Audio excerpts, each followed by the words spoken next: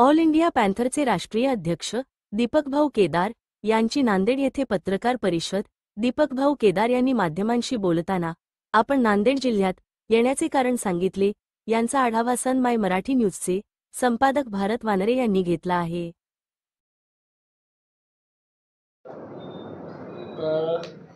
सातत्यानं वेगवेगळ्या अन्याय अत्याचाराच्या घटना घडत असतात।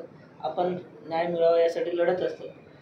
अनेकदा अनेक विद्वान तज्ज्ञ किंवा त्या क्षेत्रातले आयएस दर्जाचे सचिव अधिकारी आयोगाचे वगैरे येऊन गेले नांदेडला।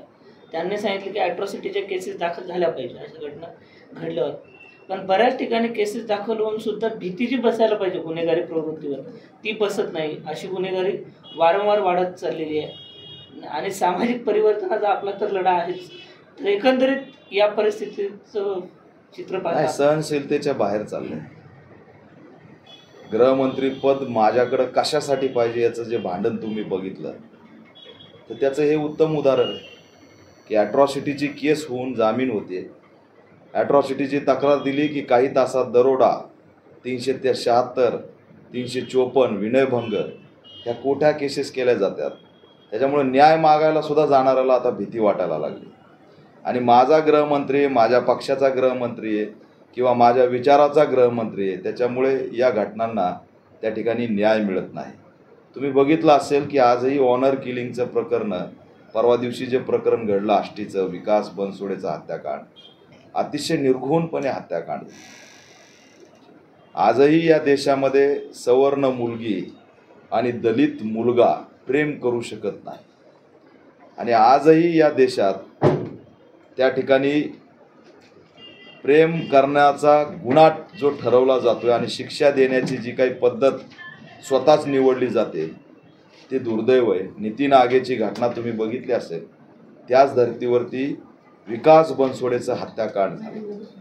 यामध्ये मी तुम्हाला जी माहिती देतोय त्यात ॲडिओ क्लिप एक व्हायरल झाली आणि त्या ॲडिओ क्लिपमध्ये ज्याला डांबून मारलं विकास बनसोडेला, त्या विकास बनसोडेच्या असणाऱ्या आई वडिलाला आणि भावाला फोन करून बोलवलं जात होतं, कारण त्यांना त्यांचं सुद्धा हत्याकांड करायचं होतं।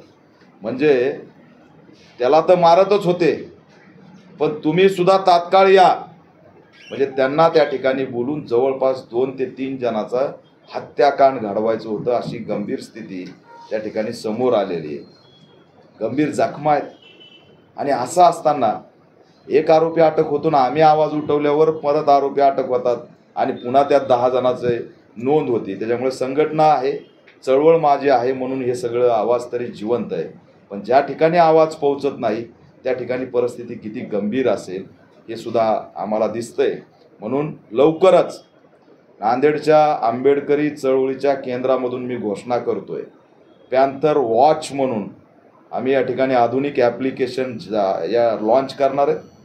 त्याच्यावरती तक्रारी लॉन्च होतील, त्याचा फीडबॅक होईल, अनुसूचित जाती जमाती आयोगाला तक्रारी जातील, स्थानिकच्या एसपींना तक्रारी जातील, त्या ठिकाणच्या गृहमंत्र्याला तक्रारी जातील आणि ते ॲप्लिकेशन पॅन्थर वॉच ॲप्लिकेशन बनवण्याच्या दिशेने आम्ही निघालेलो आहेत, जेणेकरून या सगळ्या घटना पुढे आल्या पाहिजे, त्याचा अहवाल तयार झाला पाहिजे। आज जर दलित अत्याचाराची आकडेवारी काढली तर हादरा बसेल, पण ते कुणीही काढायला तयार नाहीत। म्हणून आम्हीच आता या ठिकाणी भूमिका घेणार आहेत आणि या सगळ्याचा कायदेशीर आणि मैदानातला आणि रस्त्यावरचा लढा लढणार आहेत। ही आमची